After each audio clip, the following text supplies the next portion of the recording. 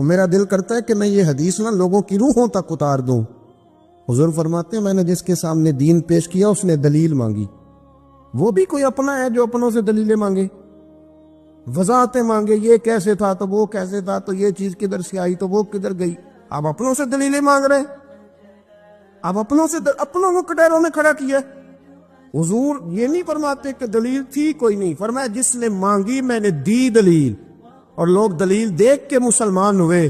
حضور فرماتے ہیں لوگوں سنو یہ میرا ابو بکر ہے، میں نے اسے کہا کلمہ پڑھ لے، اس نے دلیل ہی کوئی نہیں مانگی، فوراً ہی کلمہ پڑھ کے مسلمان۔ یہ اعزاز ہے۔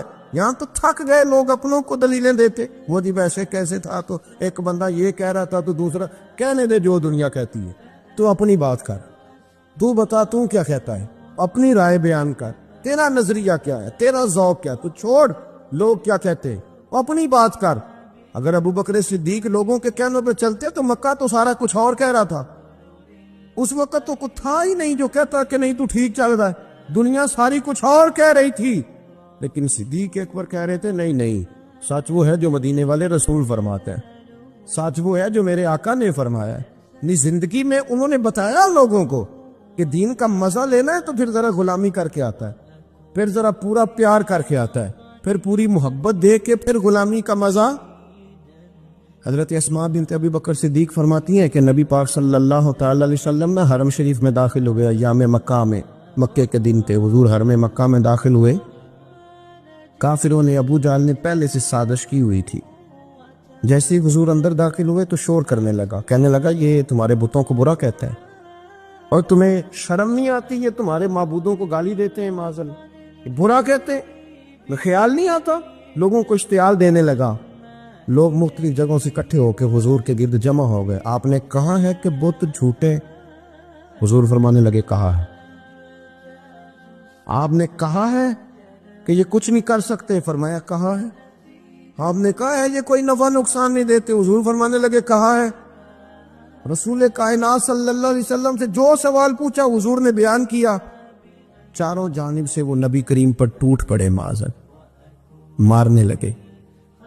حضرت صدیق اکبر گھر میں بیٹھے کھانا کھا رہے تھے، کسی نے کہا ابو بکر وہ تو حرم میں حضور کو مار رہے ہیں، نہ سر پہ ٹوپی نہ پیروں میں جوتا۔ ابو بکر دوڑے، سر پٹ دوڑے، بھاگے۔ حضور زمین پہ لیٹے ہوئے تھے، وہ تکلیف دے رہے تھے۔ حضرت صدیق اکبر نے 2 کو پکڑ کے ادھر پھینکا، 4 کو ادھر پھینکا، 5 کو ادھر پھینکا، ایک جملہ بار بار زبان سے کہتے، ظالمو انہیں مارتے ہو جو تمہاری نجات کا سامان لے کے آئے، انہیں تکلیف دیتے ہو جو کہتے ہیں اللہ میرا رب ہے، انہیں مارتے ہو، شرم نہیں آتی؟ اب انہوں نے حضور کو چھوڑ کے تو جناب صدیق اکبر کو مارنا شروع کیا۔ حضرت صدیق اکبر، عقبہ بن ابی معیط، عتبہ اتیبہ، ان کے ہاتھوں میں جوتے تھے۔ آج کل جوتے وہ نہیں ہوتے جو زمانے میں تھے، جوتا ہوتا تھا لکڑی کا، کھڑاؤں کہتے تھے، وہ جوتے پکڑ لیے اور جناب صدیق اکبر کے سر پہ مارنے شروع کیے۔ سر پہ جوتے لگ رہے ہیں، لگتے جا رہے ہیں، خون بہتا جا رہا ہے۔ حضرت صدیق اکبر نے بازو کھولے ہوئے بے ہوش ہو کے گرے۔ حضرت اسماء کہتی ہیں میرے والد کو لوگ گھر لائے تو سر بھی سارا لہو سے بھرا ہوا تھا، چہرہ بھی سارا لہو سے بھرا ہوا تھا۔ عشق تے اگ دوویں ایک برابر، عشق تے اگ دوویں، عشق تے اگ دوویں ایک برابر، پر عشق دا سیک بدھیرا، اگ تے ساڑے ککھ تے کان، عشق ساڑے تن میرا، اگ دا دارو می تے پانی، کوئی دسے ہاں پلا عشق دا دارو کیڑا، سجنا اتھے کچھ نہیں ہو بچتا جتھے عشق ہوراں دا ڈھیرا۔ حضرت صدیق اکبر کو گھر لائے تو لہو لہان ہے سارا وجود، خون بہ رہا۔ جناب اسماء کہتی ہے میں نے سر پہ ہاتھ رکھا، دیکھوں کہاں کہاں میرے والد کو، میں رو رہی ہوں، میں نے سر پہ ہاتھ رکھا تو کہتی ہوں بال بھی میرے ہاتھ میں آ گئے، اور سر سے چمڑی بھی اتر کے میرے ہاتھ میں آ گئی، گوشت بھی سر سے اترنے لگا، سارا سر ان کا مار مار کے انہوں نے نازک بنا دیا، نرم کر دیا۔ آپ فرماتی ہیں وہ بے ہوش تھے، ہم ان کے منہ میں دودھ ڈالتے تھے، لیکن وہ جب بھی آنکھ کھولتے تھے تو زبان پر ایک ہی لفظ تھا، ظالمو انہیں مارتے ہو جو تمہیں کہتے ہیں میں اللہ کا رسول بن کے آئے، انہیں مارتے۔ اس ترتیب سے رسول اللہ کی غلامی کی، اس رنگ میں نبی پاک سے پیار کیا، نبی پاک کے حصے کے زخم اپنے سینے اور دل پر برداشت کیے، اس لیے تو میرے کریم نے فرمایا تھا لوگوں سن لو، میرے ساتھ جس نے بھی نیکی کی میں نے بدلہ دے دیا، میں نے ابو بکر کو نہیں دیا، میں ابو بکر کا ہاتھ پکڑ کے اللہ کی بارگاہ میں لے جاؤں گا، میں کہوں گا مالک اس نے بڑی نیکیاں کی ہیں، تو ہی اسے اجر عطا فرما۔ میں لے کے جاؤں گا، کہوں گا اے اللہ تو دے اسے اجر، اس نے بڑی نیکی کی، اس نے بڑا پیار کیا، اس نے میرے ساتھ بڑی محبت کی، اس نے بڑی غلامی۔ ذرا زندگی دیکھو، کہتے جس دن کلمہ پڑا 40,000 دینار تھے، اور کلمہ پڑے ابھی مجھے چند مہینے گزرے تھے، سارے مصطفیٰ کے قدموں پہ قربان کر دیے، پھر مال کمایا، پھر 4,000 دینار تھے، 4,000۔ جس دن ہجرت کے لیے نکلا 4,000 تھے، انہیں بھی پتا تھا 2.5% دینا چاہیے، ان کی بھی بیٹیاں تھیں، جوان بھی تھی، چھوٹی بھی تھی، ان کے بھی بچے تھے، لیکن دین کو ضرورت ہے، میرے رسول پاک صلی اللہ علیہ وسلم کے دین کو حاجت ہے، تو فرماتے ہیں اشرفیاں تھی میرے گھر میں، پیسے تھے، درم تھے، دینار تھے، میرے والد بوڑھے تھے، ان کو خیال تھا کہ ابو بکر ساری دولت نہ لے جائیں، تو حضرت اسماء بنت ابی بکر سے جناب ابو بکر صدیق نے کہا کہ اس طرح کرنا، ایک گڑا چھوٹا سا تھا، گڑا ٹویا، اس میں پیسے ہوتے تھے، فرمایا اس میں روڑے رکھ دینا، اوپر ٹاٹ ڈال دینا، والد نابینا ہے، اگر پوچھے نا پیسے تو ان کا وہاں ہاتھ لگا دینا، انہیں پتا چلے ابو بکر سارا مال لے کے نہیں گیا۔ فرماتے میں ہجرت پہ جانے لگا تو 4,000 سارے ہی لے گیا، سارا مال ہی گیا، یا 2.5% کے لیے رٹا پڑا ہوا ہے، 2.5% کے لیے لوگ بحث کر رہے ہیں، 2.5% کے لیے دلائل چاہیے، کئی مفتیان کرام سے پوچھیں گے، پھر پروگرام بنائیں گے دینا ہے کہ نہیں دینا۔ اور جس دن تبوک کے لیے میرے مصطفیٰ کریم نے اعلان کیا، جناب صدیق اکبر فرماتے ہیں شے کوئی نہیں تھی، غربت کے دن تھے، کمزوریاں تھی، مال اس دن، کاروباری حالات کم تھے، یہاں لوگوں کا کاروبار جب ڈاؤن ہوتا ہے تو سب سے پہلے مسجد کا 200 بند کرتے، سب سے پہلے مدرسے کا بند کرتے، سب سے پہلے خواہش کرتے ہیں کہ وہ جو غریب کو جاتا ہے نا اس کو بند کرو، یہ زیادہ نقصان دے رہا ہے۔ حضرت ابو بکر صدیق رضی اللہ تعالیٰ عنہ فرماتے ہیں حالات خراب تھے، جیب دیکھی تو اتنے پیسے ہی نہیں تھے کہ مصطفیٰ کریم کو پیش کر سکوں، تو پھر کیا کیا؟ امام جلال الدین سیوطی کہتے ہیں ابو بکر صدیق نے نا گھر کے اندر کپڑا بچھایا، اور پھر صدیق اکبر نے کیا کیا کہ توا بھی رکھا، برتن بھی رکھے، اس پہ چولہا بھی رکھا۔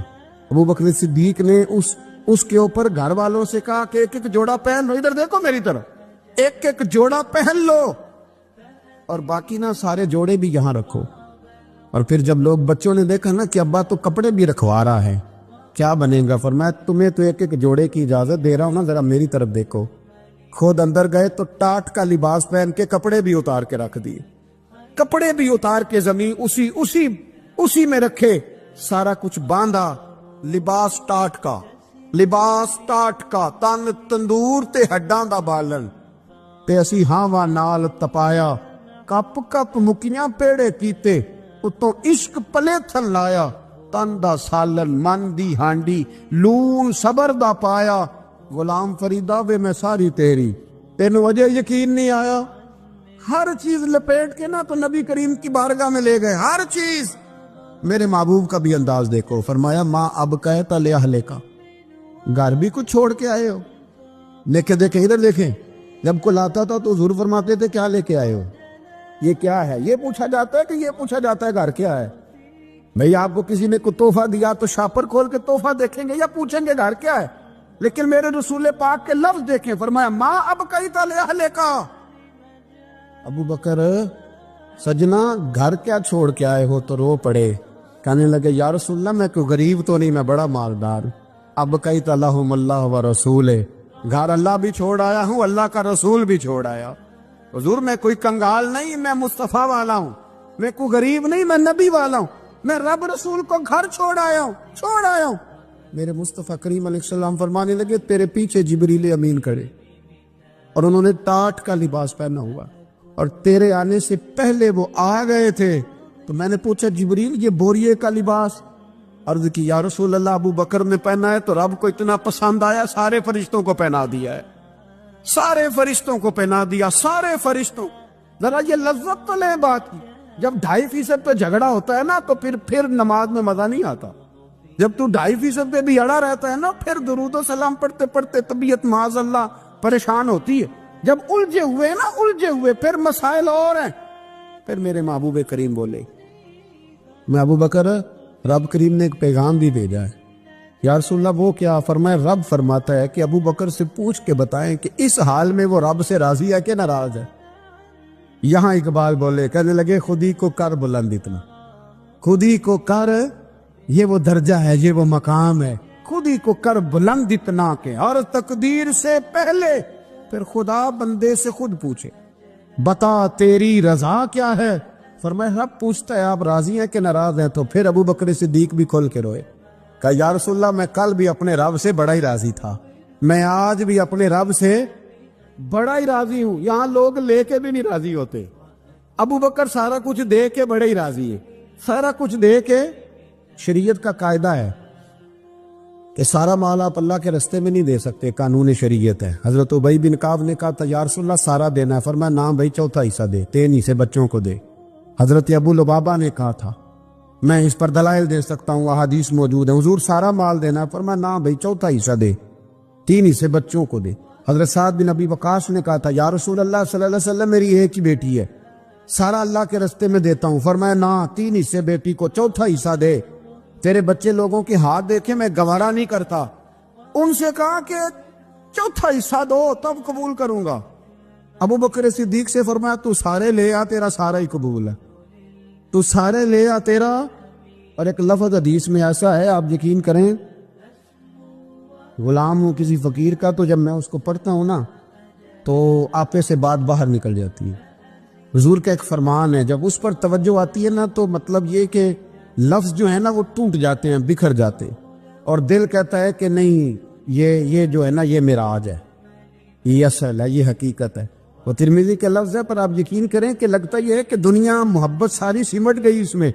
نبی کریم علیہ السلام فرمانے لگے مجھے کسی کے مال نے اتنا نفع ہی نہیں دیا جتنا ابو بکر صدیق کے مال نے دیا۔ اور پھر اگلے لفظ ایسے ہیں کہ روح وجد کرتی ہے۔ میرے کریم محبوب فرمانے لگے جس کا بھی مال آیا میں نے بیگانہ سمجھ کے خرچ کیا ہے، اور جب ابو بکر کا آیا ہے تو میں نے اپنا سمجھ کے خرچ کیا ہے، میں نے اپنا سمجھ کے، مجھے پتا ہے یہ شکوہ نہیں کرے گا، یہ شکایت یعنی اس کو سارا بھی تروڑ مروڑ لوں گا تو اس کے لفظوں پر کبھی حرف ہے۔ اور یار کچھ لوگ ہوتے ہیں، کچھ ہوتے ہیں جو 10 دیتے ہیں تو 20 جگہ بتاتے ہیں، جو کھانا کھلاتے ہیں تو ذکر کرتے ہیں، فرمایا اس کا مال میرا مال ہے، میرا، اس کو سارا توڑ کے کھا بھی جائیں گے تو یہ شکوہ نہیں کرے گا، یہ سارا میرا اپنا ہے۔ حضرت ابو بکر صدیق فوراً بول پڑے، عرض کی حضور جب میں آپ کا ہوں تو مال بھی تو آپ کا ہی ہے نا۔ یا رسول اللہ جب میں نے اپنا آپ نہیں بچا کے رکھا تو پھر مال۔ حضرت مولا معین الواعظ کاشفی نے لکھا ہے، اچھا کئی دفعہ ایسے ہوتا ہے میں بات کوئی اور بیان کرنا چاہتا ہوں تو شروع معاملہ کسی اور طرف نکل جاتا ہے۔ مولا معین الواعظ کاشفی نے لکھا ہے کہ وہ جو سانپ تھا نا غار ثور میں، وہ 600 سال سے بیٹھا ہوا تھا۔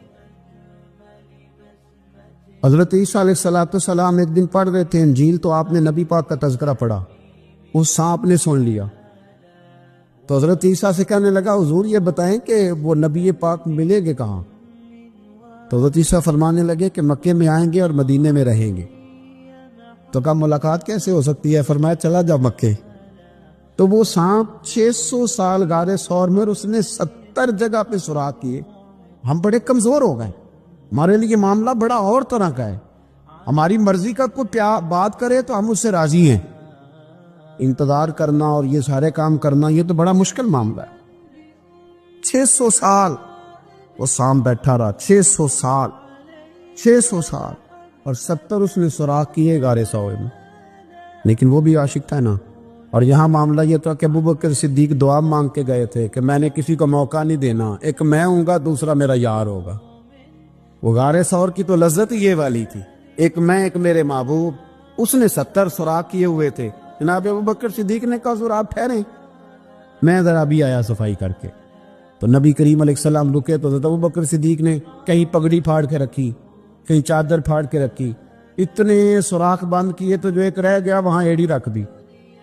تو اب وہ سانپ بھی شکوہ کرنے لگا کہ یار تو بھی کوئی نرالا ہی عاشق ہے کہ میں نے تو کسر ہی کوئی نہیں چھوڑی تھی، 70 سوراخ کیے تھے اور تو نے بھی کمال ہی کر دی ہے، یہ سارے ہی بند کر دیے، جو بچ گیا اس پہ ایڑی رکھ دی۔ اس نے پتہ نہیں کتنے ڈنگ مارے۔ سانپ کا جب ڈنگ لگتا ہے تو وجود میں بہت زیادہ گرمی پیدا ہوتی، گرمی۔ حضرت ابو بکر صدیق کے بارے میں ہمارے شارحین نے لکھا روئے نہیں،